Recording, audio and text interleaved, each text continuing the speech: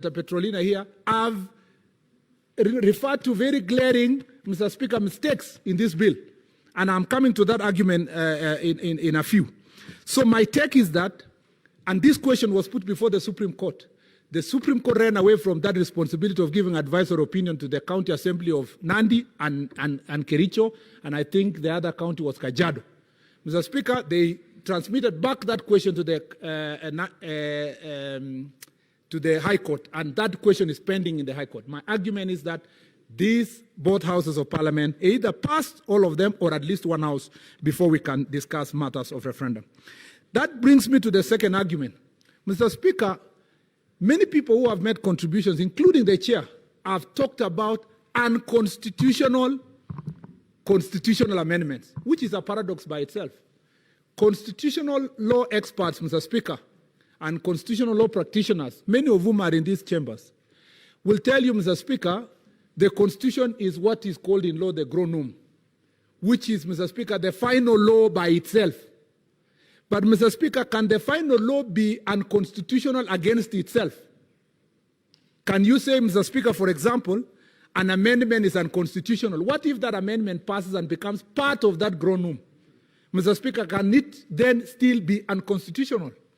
The new thinking, Mr. Speaker, in the constitutional law practice is that, Mr. Speaker, even though the Constitution is the gronum, there are certain principles of the Constitution that carry supra-constitutional status. That is why you hear, Mr. Speaker, the arguments that the basic structure of the Constitution, the foundational principles of the Constitution.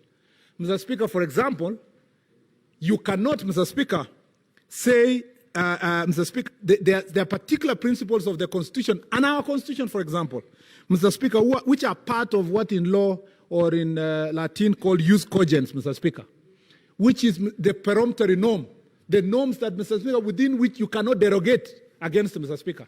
For example, you cannot amend the Constitution to legislate torture. You cannot amend the Constitution, for example, Mr. Speaker, even if it is a constitutional amendment, to legalize genocide.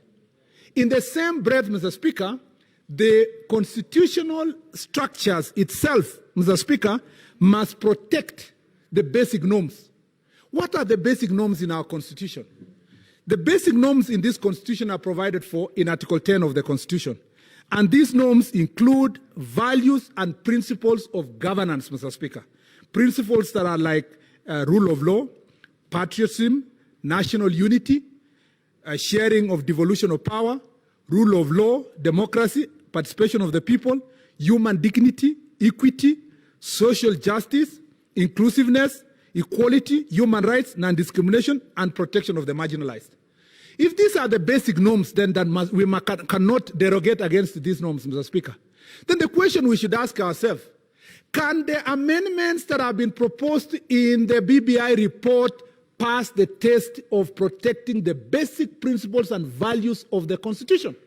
Mr. Speaker, put in another way, is it possible for us to bring constitutional amendments that, Mr. Speaker, contradict the basic norms of the Constitution itself? For example, Mr. Speaker, we've said that in Article 81, that, Mr. Speaker, we must have gender equity, that all institutions of governance, including Senate National Assembly, must have, Mr. Speaker, at least a third of its membership, Mr. Speaker, must come from either gender. But we've come with the BBI report and said, Mr. Speaker, that we are going to amend the Constitution so that in 2032, and I don't know why the women folk who keep talking about here that there are many gains of women in this bill. This BBI report says in 2032, if we will not have achieved a third of women in the National Assembly, a third of women in the county assemblies, that will be the end.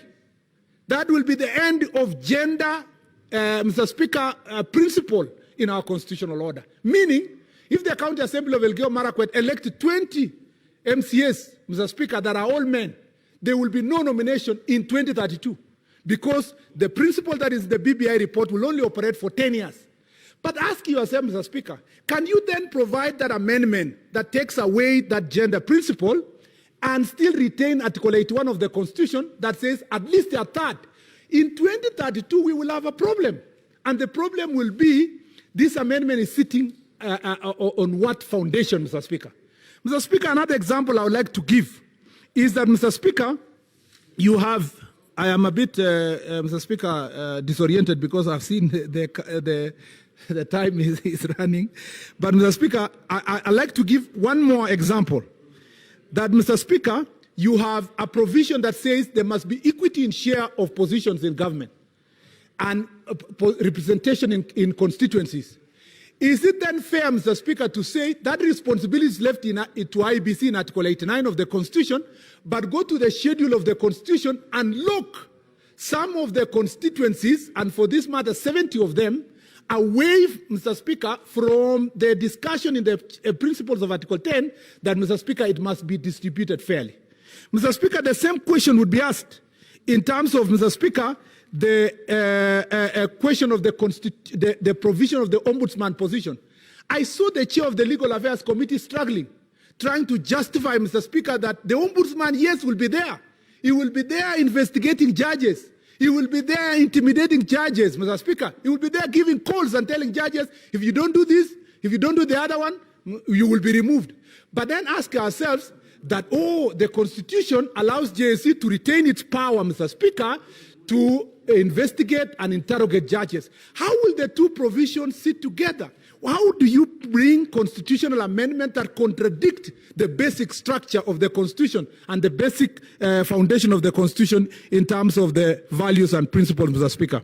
It is, Mr. Speaker, these glaring constitutional contradictions that you find in SRC provisions, Mr. Speaker, as the chair has talked about, that you find in Article 203 of the Constitution. Article 217 says, on division of revenue, Mr. Speaker, there must be equity. And you must take care of the constituencies and the counties that are, Mr. Speaker, marginalized for a long period of time. Then you bring a constitutional amendment that says you cap, Mr. Speaker, the resource they will get in terms of the per capita, Mr. Speaker, in terms of the population.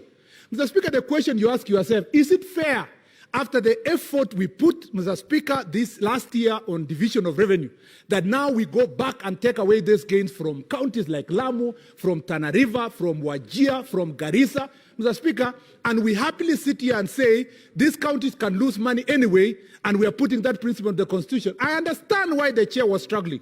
He was struggling, Mr. Speaker, because he was saying, we will leave that to interpretation. Let Parliament, when it comes, Mr. Speaker, why would we put ourselves in this kind of situation where we are amending the Constitution knowing too well that, Mr. Speaker, most of the provisions of the Constitution are assaulting the basic structure and the foundation of the Constitution? Why would we do that?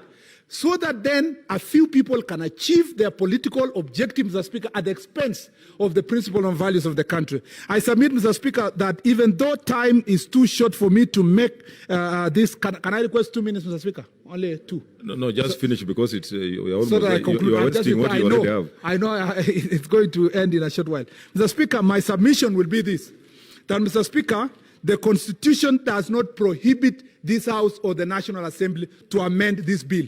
And whatever is not prohibited by this Constitution, and I've read Article 1 to the last article, Mr. Speaker, even to the schedule, since these provisions are not prohibited, and I want to tell Senator Orengo and all the senators who are here, Elgeyo Marakwet and the region I come from, the Rift Valley, loses nothing if, Mr. Speaker, this bill passes as it is. But, Mr. Speaker, I'm not the senator of only one region. We must look at the country as a whole. I come from a region who perhaps has received their fair share of an extra constituencies, and we are happy with it. But, Mr. Speaker, I'm still unhappy with the bill. Why? Because I am a senator of Kenya. I believe, Mr. Speaker, that when Kenya is well, when all of us are well, no one should look at Murkomen and look my political disposition or where I come from and think, okay, there are certain things that we are going to lose. Mr. Speaker, I was in Yes campaign in the 2010 Constitution. I worked with people like Senator James Orengo. And, Mr. Speaker, we passed the Constitution. But the people who benefited most when the Constitution passed, including the Deputy President, were in no.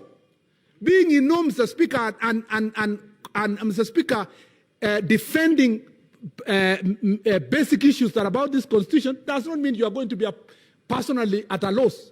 So if people are going to force on us this Constitution that it must pass by force, I want to go on record as one of the citizens of this republic to say these amendments in the BBI report, Mr. Speaker, are clawing back the gains we achieved on 2010 Constitution in terms of independence of the judiciary, in terms of principles of separation of powers, Mr. Speaker, in terms of bringing matters related to executive, Mr. Speaker, to Parliament, so that you will have one constituent that has a minister, Mr. Speaker, and another one that doesn't have, Mr. Speaker, creating inequality. If we really wanted to change the structure of government in this country, why didn't we go straight to parliamentary system of government?